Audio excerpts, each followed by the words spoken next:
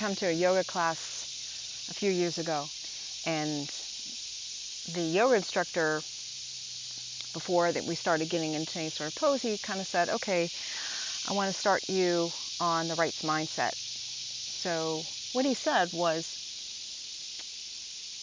he asked me to come to the front of the yoga studio, the yoga room, and he says, I've got this little experiment I want to try. So he had me extend my arm out to the side. Actually, it was my left arm. It was my non-dominant arm.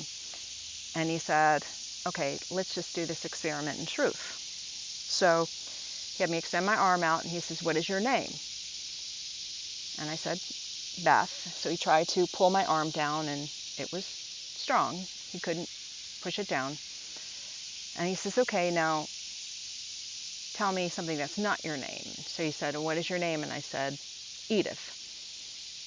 So as soon as he tried to push it down, my arm went down. And then he said, okay, so he continued with a couple other questions that were true. And so each time my arm remained strong. And then he says, okay, then, tell me a lie. And so I held my arm out and I said a lie, and then he immediately pulled my arm down. So it basically goes back to writings and some experiments that were done several decades ago about the energy of thoughts and the energy of our consciousness, and how some thoughts and some states of consciousness make you strong and some make you weak. And so what was interesting was, if you read back into David Hawkins' book, and I can't remember for the life of me what he was basing some of these experiments, who the original scientist was, but he said that the slowest level of consciousness, the one that makes you the most weak, is shame. And then you move up to thoughts of grief, and then it goes to anger and pride. And so you think about some of these states of consciousness that you take into your life, and how that affects your body, and how it affects the way that you interact with people, and how it can actually affect some of your physical pursuits. And I was running with a friend of mine the other day, and she's dealing with a lot of stress in her life. And I said, well, at least operate at that level of courage. And that's kind of like the Mendoza line.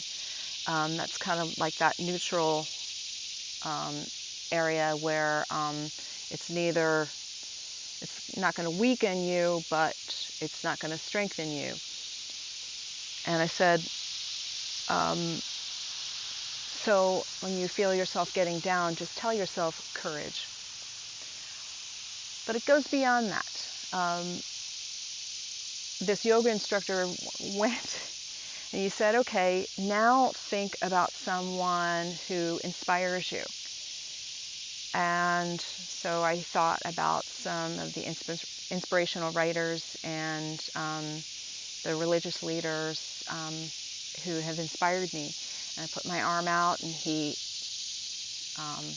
wasn't able to push my arm down. And then he said, okay, now think about some people that are not so inspiring, and so invoke hatred in you. And so I put my arm out, and then he pulled it down. So these thoughts really did affect my my strength. And then he turned it on to the students. And he said, okay, I want you to send thoughts of love towards Beth. And so the students just kind of centered themselves and put my arm out, and I was strong. And he said, okay, now send thoughts of competitiveness and comparison, and thoughts of anger and greed.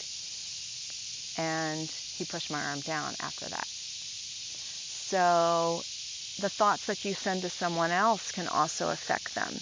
So not only do they weaken you, but they weaken other people that you might be directing them to. So you have to be careful about not only the energy you take in. So this could be the media that you take in.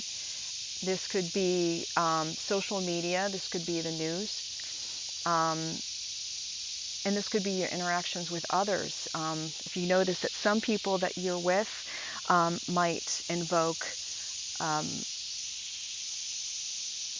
there's horrible feelings, and they might invoke negativity, and you feel kind of heavy around those people, and you want to get away. But then some people that you're with, they inspire this lightness about you, and you feel good about yourself, and you want to be with these sorts of people. So the inner states that you walk around with really do affect the people around you. But also you have to ask yourself, what is the energy that you're giving to the world? And ask yourself, can I change that? And sometimes it's a matter of just telling yourself those little words like courage, or love, or peace. Or maybe thinking about someone who inspires those feelings in you. And just asking yourself, okay, do I want to be stronger when I go about the world, or do I want to be weaker? So really consider the energy that you're walking around with, and consider, what is it that I want to give to the world, and what are the energies around me that are actually weakening me, and can I balance that with those positive energies that will strengthen me? So choose wisely.